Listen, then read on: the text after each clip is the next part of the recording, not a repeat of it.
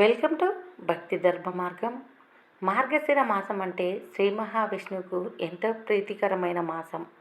ఈ మాసంలో శ్రీ మహావిష్ణువుకు చిన్న పూజ చేసిన స్వయంగా తానే స్వీకరిస్తానని చెప్పాడు. అలాగే ఆయన సతీమణి అయిన లక్ష్మీదేవికి మార్గశిర మాసంలో ప్రత్యేకించి గురువారం రోజు పూజలు చేస్తారు.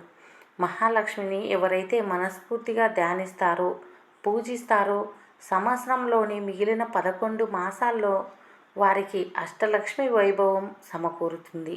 ఈ మాసంలో ప్రధానంగా చెప్పుకోదగినది లక్ష్మీవారం వ్రతమే. దీన్నే గురువారం లక్ష్మీ పూజ అని, లక్ష్మీ నోము అని అంటారు. మార్గశిర లక్ష్మీ పూజ 5 గురువారాలు చేస్తారు. అయితే ఈ మార్గశిరంలోనే ప్రత్యేకించి గురువారం రోజే లక్ష్మీదేవికి పూజలు ఎందుకు చేస్తారు అంటే, గురువారాన్ని లక్ష్మీవారం అని పిలుస్తారు. ఆ లక్ష్మీదేవి ఆ రోజు ఉద్భవించిందని, లక్ష్మీవారం లక్ష్మీ పూజ చేస్తే అష్టైశ్వర్యాలు కలుగుతాయని, అలాగే విష్ణుమూర్తి అనుగ్రహం కూడా కలుగుతుందని, ఈ మార్గశిర మాసం అంటే శ్రీ మహావిష్ణువుకు ఎంతో ప్రీతికరమైన మాసము. అలాగే ఆయన సతీమణి అయిన లక్ష్మీదేవి ఈ మాసంలో పూజిస్తే సకల శుభాలు కలుగుతాయి, అష్టైశ్వర్యాలు కలుగుతాయి. అయితే ప్రతి నెలలో 4 గురువారాలే కదా వచ్చేది. 5వ గురువారం ఎక్కడ వస్తుంది? 5వ లక్ష్మీవారం ఏ రోజు చేయాలి అని చాలామంది అనుకుంటారు. మార్గశిర మాసంలో 4 గురువారాలు చేయాలి. 5వ గురువారంలో వచ్చే లక్ష్మీ పూజకి పుష్యమాసంలో మొదటి గురువారం రోజు లక్ష్మీ పూజ చేస్తారు. దీన్నే లక్ష్మీ నోము అంటారు.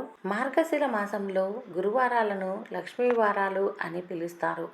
లక్ష్మీవారాల్లో లక్ష్మీ పూజ ఎలా చేయాలి, ఏ విధంగా చేయాలో ఈ వీడియోలో క్లియర్గా తెలుసు. దానికంటే ముందు మేము చేసే వీడియోస్ మీకు నోటిఫికేషన్గా రావాలంటే సబ్స్క్రైబ్ చేసి పక్కనే ఉన్న bell button all option press చేయండి. లక్ష్మీవారం లక్ష్మీ పూజ చేసే రోజు అంటే ముందు రోజే మీరు ఇంట్లో బూజు ఏమైనా ఉంటే చెత్త అలాంటివన్నీ క్లీన్గా బయటపడేసేయాలి.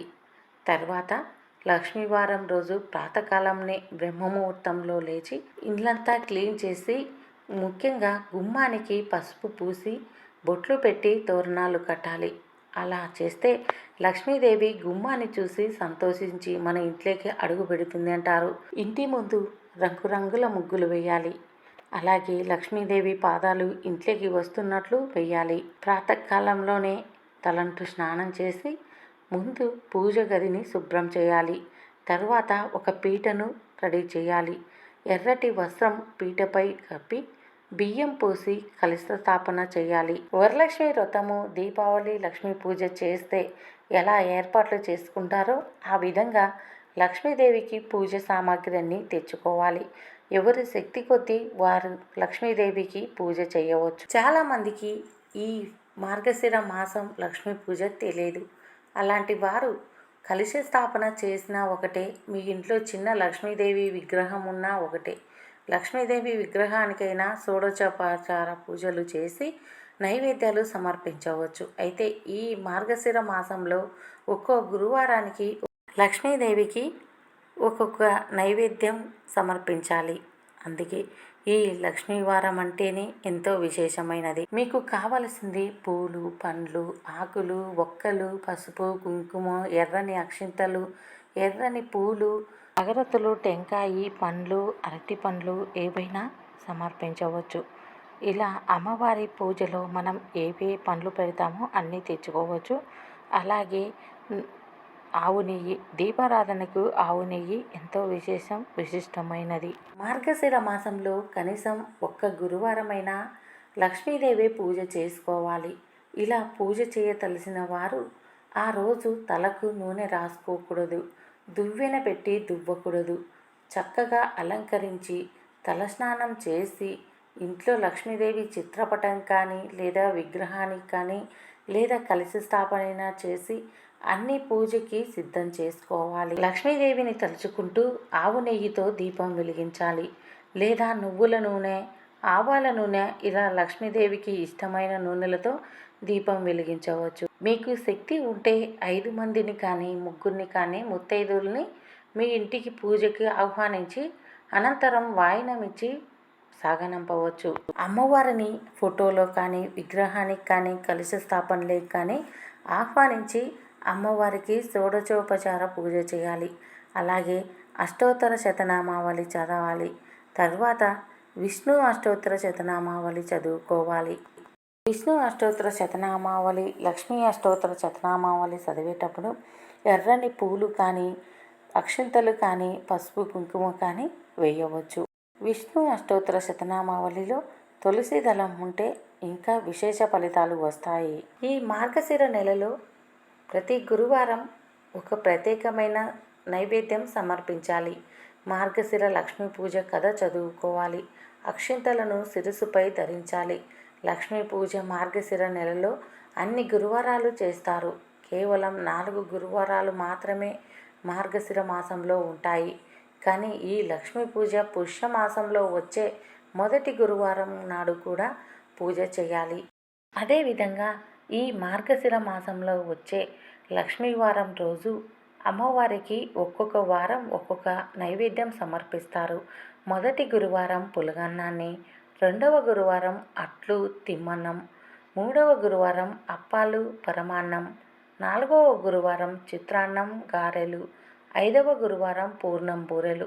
పుష్యమాసంలో వచ్చే మొదటి గురువారం రోజే పూర్ణం బూరెలు అమ్మవారికి నైవేద్యంగా సమర్పించి ఆ లాస్ట్ వారం ముత్తైదువులకు వాయినం ఇస్తారు. ఈ మార్గశిర లక్ష్మీ పూజ చేసే మహిళలు తలకు నూనె పెట్టకూడదు. పగలు సంధ్యా సమయంలో నిద్రపోకూడదు. అలాగే ఇంట్లో పిల్లలను పొరకతో కొట్టకూడదు. అబద్ధాలు చెప్పరాదు. ఒకరిని నిందించకూడదు. భార్యాభర్తలు గొడవ పడకూడదు. అలా చేస్తే లక్ష్మీదేవి ఆగ్రహిస్తుంది. లక్ష్మీదేవి పూజ మొదలు పెట్టే ముందే గుమ్మానికి ఇరువైపులా లక్ష్మీదేవి పాదాలు వేయాలి. లక్ష్మీదేవి ఇంట్లోకి వస్తున్న విధంగా పాదాలు వేసి ఆ పాదాలకు పక్కనే నేతితో దీపాలు వెలిగించాలి. లేదా నువ్వుల నూనెతోనైనా గుమ్మానికి ఇరువైపులా దీపాలు వెలిగించాలి. ఆ వెలుగులకు సంతోషంగా లక్ష్మీదేవి మీ ఇంట్లోకి ప్రవేశిస్తుంది. ముఖ్యంగా మీ ఇంట్లో ఆడపిల్లలు ఉంటే లక్ష్మీదేవితో సమానంగా చూసుకోవాలి. ఈ పొరపాటున కూడా ఈరోజు ఆడపిల్లలని పొరకతో కొట్టరాదు. బ్రహ్మముహూర్తంలో స్నానం చేసిన తర్వాత తలలో దువ్వెన పెట్టి దువ్వకూడదు. అలా దువ్వెన పెట్టి దువ్వితే పూజ చేయటానికి మీరు అర్హులు కాదు. లక్ష్మీదేవి తలలో దువ్వెన పెట్టి దువ్వితే అసలు మీ ఇంట్లోకి రాదు, దరిద్ర దేవత వస్తుంది అంటారు. అందుకే తలంటు స్నానం చేసిన తర్వాత తలకి నూనె పెట్టకూడదు, తలలో దువ్వెన పెట్టకూడదు. చివరిగా లక్ష్మీ అష్టోత్తర శతనామావళి చదివిన తర్వాత ఈ లక్ష్మీ వారపు కథను చదువుకొని మీ చేతిలో అక్షింతలు పట్టుకొని సంకల్పం చెప్పుకోవాలి. కథ ముగిసిన తర్వాత అక్షింతలు అమ్మవారి ముందు వేసి మీ సంకల్పం నెరవేరాలని నమస్కరించుకోవాలి. అలా చేస్తే సంవత్సరంలోపే మీ సమస్యలన్నీ తీరిపోతాయి. మీ కోరిక నెరవేరుతుంది. తర్వాత అమ్మవారికి నైవేద్యాలు సమర్పించి కొబ్బరికాయ కొట్టి హారతులు ఇవ్వాలి. అలా హారతి ఇచ్చిన తర్వాత అమ్మవారికి నివేదించిన ప్రసాదం స్వీకరించి ఈ మార్గశిర మాసంలో లక్ష్మీ పూజ చేస్తేనే మీ ఇంట్లో అష్టలక్ష్ములు కొలువై ఉంటారని శ్రీ మహావిష్ణువే చెప్పాడు స్వయంగా నారదుడికి. అందుకే ఈ మార్గశిర మాసంలో ఎవరైతే పూజ చేస్తారో వారికి అష్టలక్ష్ముల అనుగ్రహం కలుగుతుంది. మార్గశిర లక్ష్మీ వారం వ్రతకథ ఇప్పుడు విందాం. పూర్వం కళింగ దేశమునందు ఒక బ్రాహ్మణుడు కలడు. అతనికి సుశీల అను ఒక కుమార్తె కలదు. ఆమెకు చిన్నతనంలోనే తల్లి చనిపోయింది. ఆ బ్రాహ్మణుడు మళ్ళీ పెళ్లి చేసుకున్నాడు. ఆ సుశీల అనే అమ్మాయికి సవతి తల్లి వచ్చింది. అయితే ఆ సవతి తల్లికి పిల్లలు కలరు. ఆ పిల్లల్ని ఎత్తుకోమని సుశీల అనే అమ్మాయికి కొద్దిగా బెల్లం ముక్కని ఇచ్చి పిల్లల్ని ఇచ్చేది. అప్పుడు సుశీల సవతి పిల్లలను ఆడించుచు ఇంటి వద్ద సవతి తల్లి మార్గలక్ష్మి పూజ చేయుట చూసి ఆమె కూడా మట్టితో మహాలక్ష్మి విగ్రహాన్ని చేసుకుంది. జిల్లెటి పూలు ఆకులతో పూజ చేసి ఆడుకోమని ఇచ్చిన బెల్లం ముక్కను నైవేద్యంగా పెట్టుకొచ్చేది. అలా సుశీల పెరిగి పెద్దయి పెళ్లి వయసు వచ్చింది. సుశీలకు వివాహం అయింది. అత్తవారింటికి పోవుచు తాను తయారు చేసుకున్న లక్ష్మీదేవి మట్టి బొమ్మను తీసుకొని వెళ్ళింది. ఇలా వెళ్ళిన వెంటనే కన్నవారు నిరుపేదలైపోయారు. సుశీల అత్తవారిల్లు అష్టైశ్వర్యాలతో తులతూగుతుంది. పుట్టింటి వాళ్ళు మాత్రం కటిక దరిద్రం అనుభవిస్తూ ఉన్నారు. ఆ సంగతి తెలుసుకున్న సుశీల చాలా బాధపడింది. తల్లి దరిద్రం భరించలేక కొడుకును పిలిచి, నాయనా, నీ అక్క ఇంటికి వెళ్ళి ఏమైనా డబ్బులు తీసుకురమ్మని చెప్పింది. అలా సుశీల ఇంటికి సవతి తల్లి కొడుకును పంపించింది. సుశీల ఇంటికి వచ్చిన తమ్ముడు వారు అనుభవిస్తున్న దరిద్రం గురించి చెప్పాడు. అది విన్న సుశీల చాలా బాధపడింది.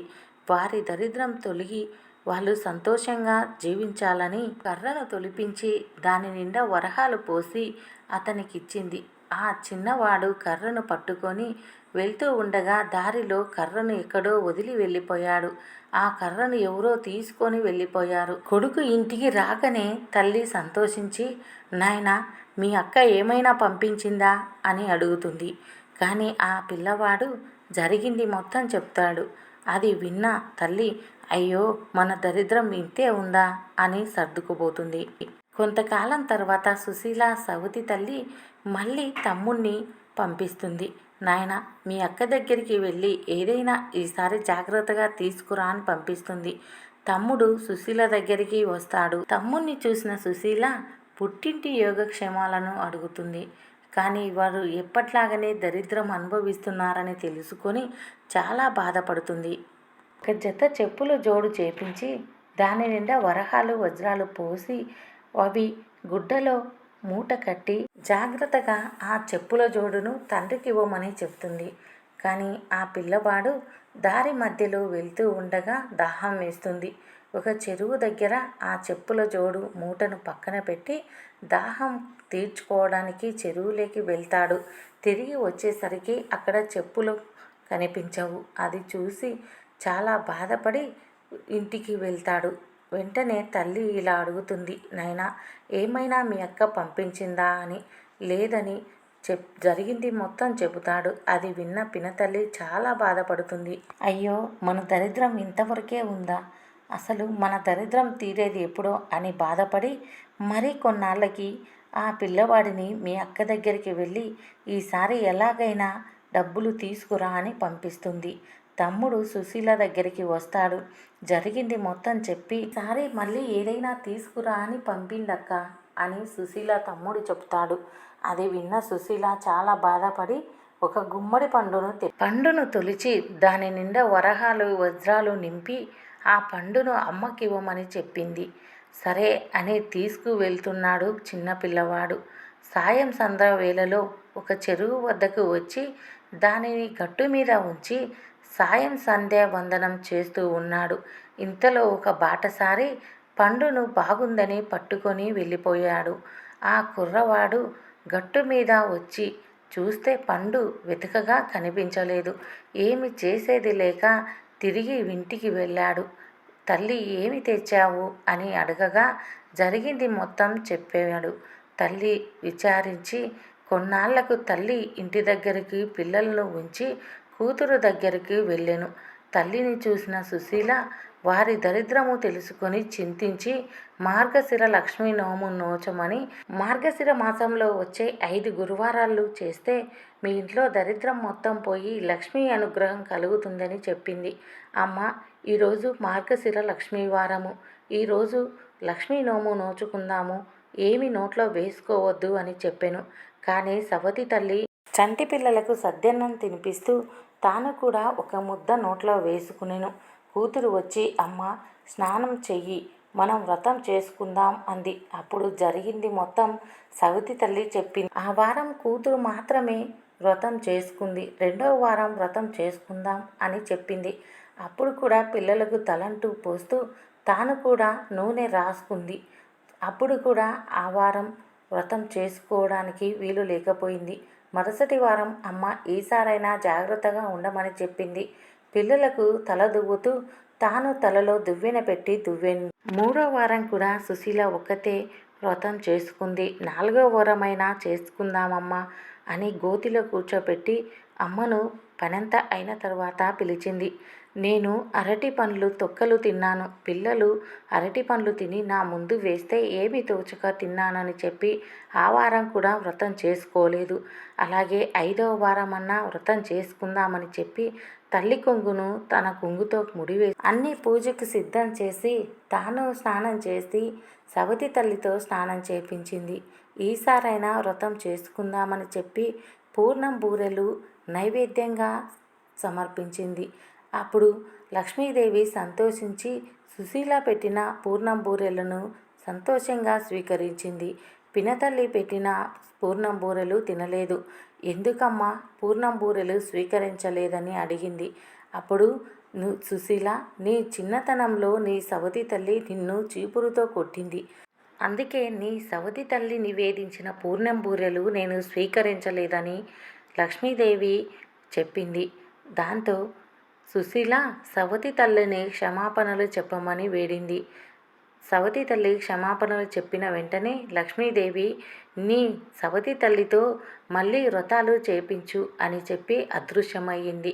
సుశీల యథావిధిగా మళ్ళీ మార్గశిర మాసంలో లక్ష్మీదేవికి 5 వారాలు 5 రకాల ప్రసాదాలతో పూజలు చేపించింది. మొదటి వారం పులగమన్నం, 2వ వారం అట్లు తిమ్మనం, 3వ వారం అప్పాలు పరమాన్నం, 4వ వారం చిత్రాన్నం, 5వ వారం పుష్యమాసంలో మొదటి వారం పూర్ణం బూరెలు వడ్డించి తల్లి నోము నోచుకుంది. కథ చదువుకొని అక్షింతలు వేసి ఆ విధంగా మార్గశిర లక్ష్మీ వారాలను చేసి లక్ష్మీ అనుగ్రహం పొంది అష్టైశ్వర్యాలను పొంది ఆ విధంగా సుశీల పినతల్లి మార్గశిర మాసం చేసి ధన్యురాలయ్యింది.